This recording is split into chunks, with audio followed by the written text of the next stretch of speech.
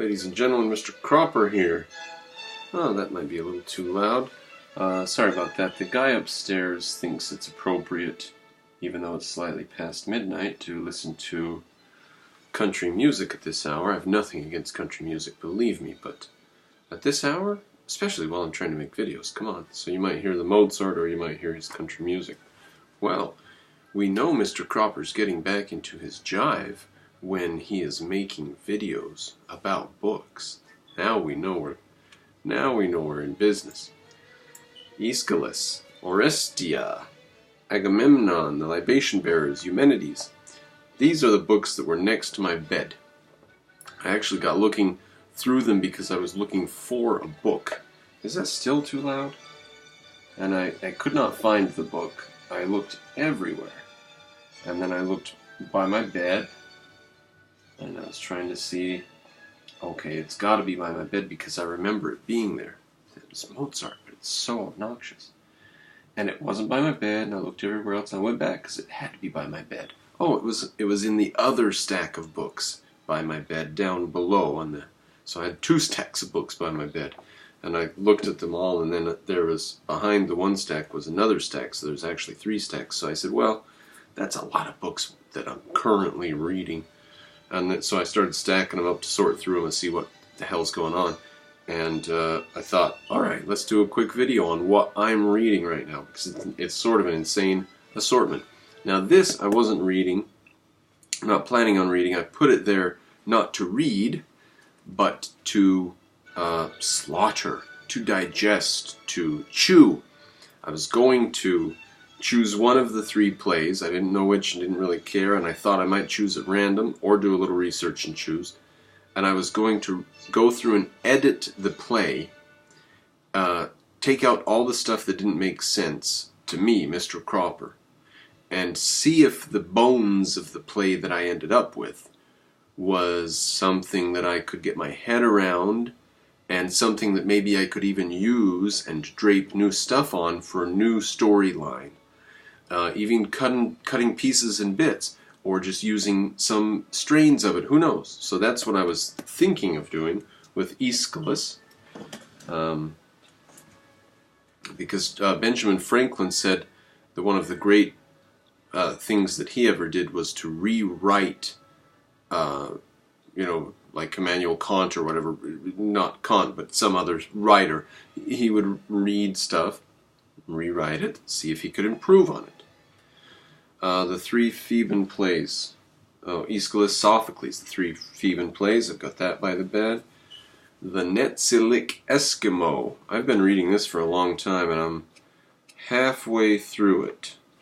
And I just can't, no, more than halfway, 3/4, and I just cannot put it down because it's good, but I can't really spend a lot of time reading it because all I need is 10 or 20 pages. That's enough. I don't need any more for months. I'm good on it.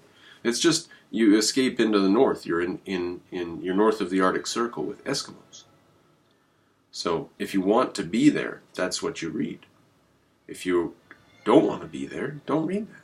So I have it there by my bed for when I want to be north of the Arctic Circle. The Mute Stones Speak. This is one that I feel guilty every time I see it. I say, oh, I need to be reading that more. I'm on page 40. Pathetic, I need to be reading this. This is good. I like it so far. And do you know, I didn't have that with my pile of books about Rome, and it does need to be there. That is a pile of books on the subject of Rome, and that is going to be the basis of my series on Rome, if I can justify it or when I can justify it. The next one, The Story of the English Language by Mario Pei, P-E-I. I used to have this in paperback and was separated from it. I have it still. It's in Utah at my dad's house, but with thousands of my books. So I bought a nice hardcover when I happened across it. The Seat of Empire by Bridenbaugh. The Seat of Empire. Now this is about Williamsburg in Virginia. Copyright 1958. Previous edition 1950. And it's about Virginia. There's some buildings in Virginia. And I don't know what it's about.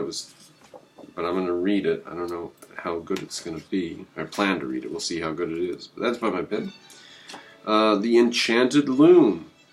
The Mind in the Universe by Robert Jastrow. This is like weaving the rainbow or unweaving the rainbow. It's one of those. Disarmed. This is good. The Story of the Venus de Milo by Gregory Curtis. Oh, come on, really? I should always turn off my stuff before I get going on the damn video. Sorry about that. This is really good. This is about, I mean, one of the things you learn in there is, I don't know, about the art trade. This is good. If you're interested in art, this is good. Disarmed, The Story of the Venus de Milo by Gregory Curtis. You should get it. If you're interested in art, it's good. If you're interested in ancient Rome, ruins, philosophy, I don't know. If you're like, it's a pretty good book. It's not great. It's interesting though. It's you see into what happens. Let's see. Dreadful Diseases and Terrible Treatments. The Story of Medicine Through the Ages. Now, this $9.98 bargain price with this thing on it was like 75% off or some ridiculous thing. So this is a piece of garbage book, which you look into it. There, it's full of pictures and graphics everywhere. It's one of these garbagey books. That's there you go, pictures every page, all pictures, everything's pictures and graphics. Garbage for $3 or $4. Now, when I got that, I thought, some afternoon I'll sit down with my daughter and just tell her this is why vaccines are important and this is what happens and this is what the real world is outside of 3% or 4% of America. 96% of the world's not in America. Alright, Jefferson, the President, second term, 1805 to 1809, Dumas Malone. I'm on page 73. That's pretty shy showing. Yeah, you got to be in the mood for that stuff. You got to have a sort of a motive and want to know what you're doing. Yenomie Park, In Order to Live. Sorry, it's bargain price, 75% off of $7. This was like $2. And I'm on page 39 there. That's about a girl who escaped from North Korea. And I don't know why I want to know those things. It's so terrible that any human being has to endure anything like the things that happen to those poor people. Okay, Sharon Weinberger, The Imagineers of War, The Untold Story of DARPA, the Pentagon agency that changed the world. This is pretty recently. I got this for $3 at the local library because I live in Connecticut and I'm surrounded by Hillary cucks. And so they don't know a good book when they see one. That was true in New York too. I used to find a lot of good books on the discard thing out front in Strand. Like, not the world's greatest books. The collected works of Aristotle were not out there. Although Plato's works often were. But what I mean by good books is like Ayaan Hirsi Ali's Infidel, which should have been in high demand and people should be willing to pay $3 or $4 for a used copy of that. It shouldn't end up on the Remain Direct for $1 outside. That's ridiculous, but I got it for a damn $1. Screw society. Alright, this is the books that I'm reading. That's what's next to my bed. Should we look at the ones that are going to be used in the Rome series? Maybe a couple more, but I just don't know. I look through all my books with a particular idea in mind. Rome. Anything that has anything to do with Rome, tangentially in any way, anything that could be interesting in any way. And then I go back later and I look and I say, well, obviously that one and that one and that one, I missed these three and this one here. And this one's obvious. Going to have an essay on it. So, this is just what I've found so far. I might find more. And mind you, this is my tiny library. This is my 150 books library. So, I'm working with a limited thing here. But the Mute Stones Speak. We already looked at that. The great political theories, from Plato and Aristotle to Locke and Montesquieu. Now, this is not just the theories. This is like somebody writing about the theories and about the times. So we're going to get some stuff out of that. Cicero, the selected works. I don't know how much we'll get out of that, but it will be good to get a taste of Roman literature, because we want to get to know Rome. This is going to be Mr. Cropper's series on ancient Rome. This isn't just going to be the History Channel, garbage about the Colosseum was so big. It's not going to be that. Horace, satires and epistles. Persius, satires, translated with an introduction and notes.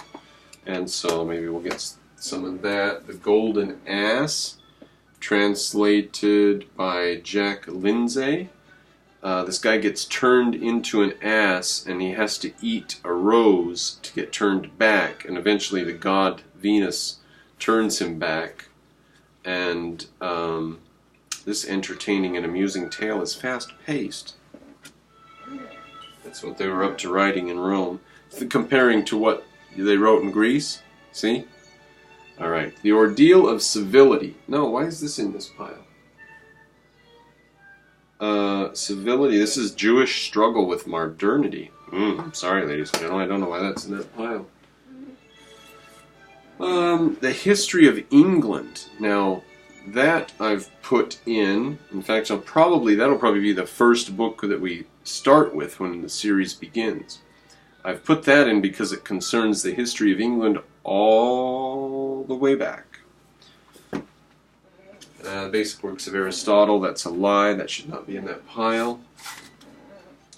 The Memoirs of Hadrian. Hadrian and Hadrian's Wall and so forth.